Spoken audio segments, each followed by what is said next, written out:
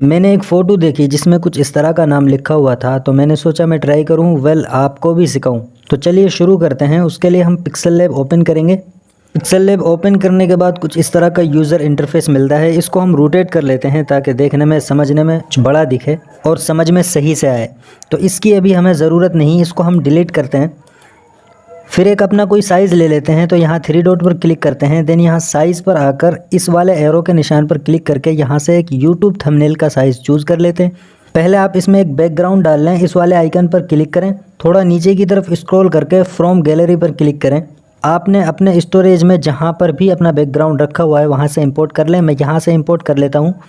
Then done पर click करता हूँ तो कुछ इस तरह का बैकग्राउंड हमें देखने को मिल जाता है। फिर मुझे इस वाले आइकन पर क्लिक करना है। देन टेक्स्ट पर क्लिक करना है, एडिट पर क्लिक करना है।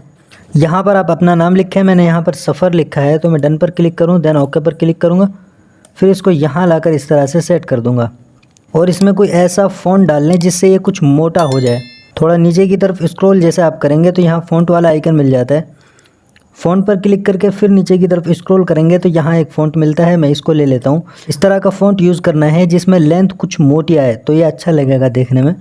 फिर आप इसको वाइट कर दें, कलर पर क्लिक करें। देन इसको थोड़ा जैसे राइट की तरफ स्क्रॉल करेंगे तो यहाँ पर वाइट आपको देखने को मिल जाता है। आप डन पर क्लिक करें। फिर इसकी आप कॉपी ले लें, थोड़ा ऊपर की तरफ स्क्रॉल करके कॉपी वाले आइकन पर दबाकर इसको यहाँ ला के छोड़ दें। पहले आप इसमें काम कर लें। इस पर क्लिक करें, नीचे की तरफ स्क्रॉल करें, यहाँ पर एक 3D वाला आइकन आपको मिल जाता है। इस पर क्लिक करें, यहाँ से इसको इनेबल करें। देन ऑब्लिक पर क्लिक करें, फिर थोड़ा नीचे की तरफ स्क्रॉल करें और लाइट एंगल जिस पर लिखा हुआ है इनेबल, इसको अनइनेबल कर दें। तो आपको सेव करने में परेशानी नहीं आएगी, ये नाम ख़राब नहीं होगा। फिर आप थोड़ा ऊपर की तरफ स्क्रॉल करें और इसको बिल्कुल 1 पर लाकर करें और थोड़ा ऊपर की तरफ स्क्रॉल करके यहाँ से डार्कन को 50 तक लेकर जाएं। देन ओके पर क्लिक कर दें। फिर आप थोड़ा ऊपर की तरफ जब चलेंगे तो यहाँ पर एक आइकन मिलता है आपको बैकग्राउंड का, इस पर क्लिक करें। देन इसको इनेबल कर दें और थोड़ा ऊपर की तरफ स्क्रॉल करके इन सब को फुल कर दें।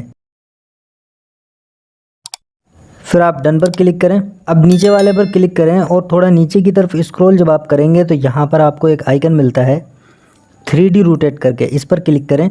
एक्स एक्सिस को 125 माइनस लेकर जाएं। फिर आप डन पर क्लिक करें और यहाँ से इसको थोड़ा बड़ा कर दें, इतना बड़ा कि नीचे का हिस्सा इसके बराबर आ जाए। फिर आप इस वाले आइकन पर क्लिक करके एक PNG इंपोर्ट कर लें। जैसा कि मैं एक PNG यहाँ से इंपोर्ट कर लेता हूँ, ये वाली। इसका बैकग्राउंड हटा हुआ नहीं है और ये PNG आपको गूगल पर मिल जाएगी। आप लिखकर सर्च करें ब्लैक मैन PNG।